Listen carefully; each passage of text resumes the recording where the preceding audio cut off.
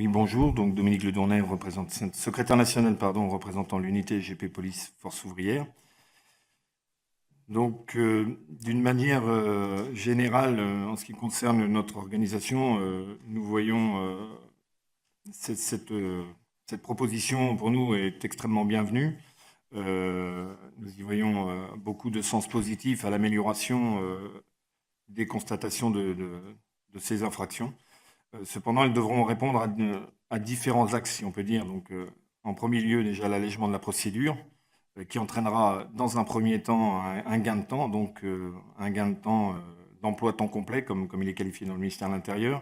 En ce qui nous concerne également, il devra répondre à la simplification de la procédure, donc par le biais de la forfaitisation ou la procédure simplifiée via la mise à disposition de matériel numérique, tel que la tablette Néo ou le boîtier de procès-verbal électronique. C'est aussi l'occasion d'avoir une vraie réponse pénale, attendue notamment par tous les policiers. Aujourd'hui, dans le cadre de constatation d'infractions, trop souvent, on aboutit sur un rappel à la loi ou des mesures alternatives, ce qui aujourd'hui a l'aspect de démotiver les fonctionnaires de police. Un aspect, si on passe par la forfaitisation d'une amende, qui restera bien sûr à fixer, on aura déjà une réponse particulière. Ensuite, il faudra aussi répondre à l'aspect santé, sanitaire et santé. Il est important, et je pense que au travers de cette forfaitisation, c'est aussi impacter aujourd'hui les consommateurs. Je pense qu'il faut penser plus largement à l'avenir. Nous sommes tous policiers dans la profession en tous les cas, et également parents. Il faut aussi penser à nos enfants qui seront peut-être appelés à consommer. Et aujourd'hui, en impactant une forfaitisation, on pourra au moins essayer de répondre, dans un premier lieu, à limiter la consommation. Alors c'est peut-être sur une durée plus ou moins longue, mais en tous les cas, on y répondra.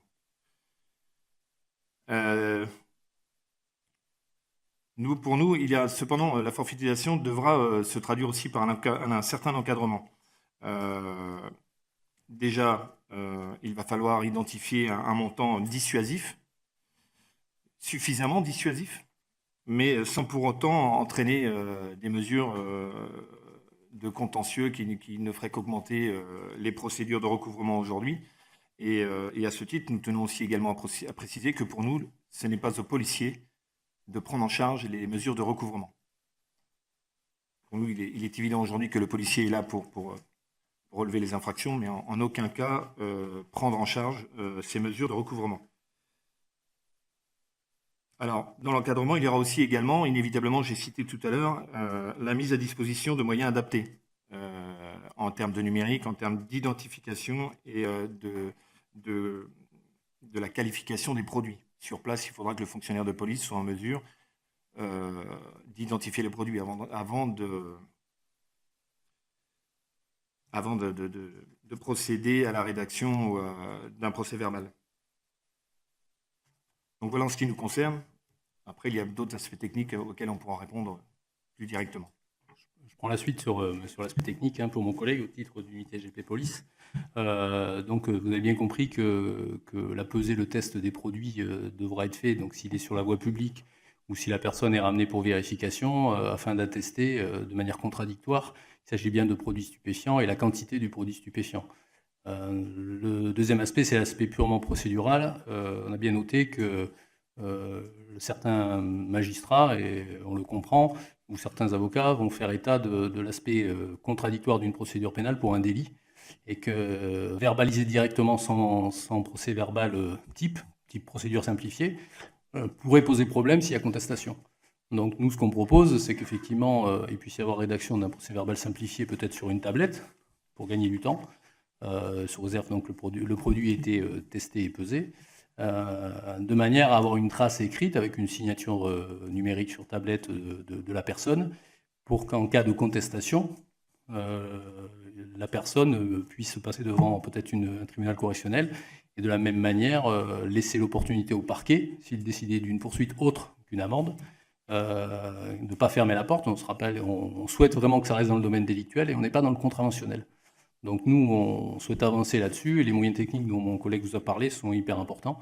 On a bien noté que les motivations qui ont amené l'annulation du décret de mise en application de la transaction pénale au printemps dernier, et ça faisait justement part à cet aspect contradictoire et au fait qu'il fallait bien notifier à la personne que c'était un délit puni de telle peine d'emprisonnement. Voilà. Donc ça, c'est sur l'aspect technique. Ça sous-entendra des moyens et aussi un contrôle de l'OPJ et même du parquet, peut-être, s'il décide de poursuivre. Le policier sur le terrain agit toujours sous les ordres, si on peut dire, de l'officier de police judiciaire. Donc de toute façon, si le policier est confronté à une certaine problématique ou à un doute, pourra toujours, avec les moyens qui sont mis à sa disposition, contacter l'OPJ et lui demander son avis. C'est la consigne, la conduite à tenir. Déjà. Ensuite, je voulais revenir un peu sur la forfaitisation dont vous parliez.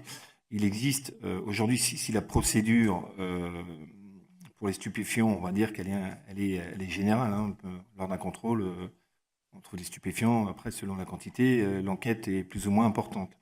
Il existe dans beaucoup de parquets, et c'est tout à l'heure, c'est ce qu'on a évoqué également, c'est il va falloir uniformiser aussi cet aspect, notamment en matière de stupéfiants, tant dans l'amende que dans les quantités. C'est important aussi d'en tenir compte, tout en sachant qu'il existe déjà pour certains parquets, sur certaines circonscriptions de police, des procédures dites simplifiées, avec des quantités identifiées pour chaque stupéfiant, et même en cas de découverte de sommes d'argent plus ou moins importantes. On a aussi une indication claire dans des notes de service via les chefs de service, les chefs de circonscription, sur instruction du parquet.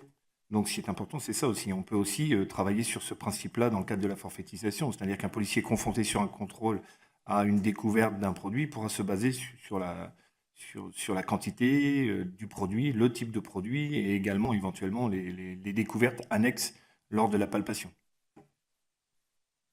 Excusez-moi, vous voulez dire qu'il existe déjà aujourd'hui une espèce d'échelle J'ai ici une note de service d'une circonscription de police. Je pourrais vous en donner un exemplaire, plaisir, ouais. où on a très clairement les quantités indiquées. Par exemple, là, les quantités permettant la mise en œuvre d'une procédure simplifiée: résine de cannabis 10 grammes, herbe de cannabis 5 grammes, cocaïne 2 grammes, héroïne 2 grammes et MDMA 2 grammes. Voilà. Ça, c'est fixé par le parquet. D'accord. Hein, on parle également des détenteurs d'une somme d'argent supérieure ou égale à les champs d'exclusion, pardon, supérieure à 150 €, par exemple. Voilà. Vous voyez, donc, oui, ensuite, après chaque parquet, en fait, aujourd'hui, la problématique qu'on a sur la forfaitisation, il faudra qu'on réponde à une, soit harmonisée.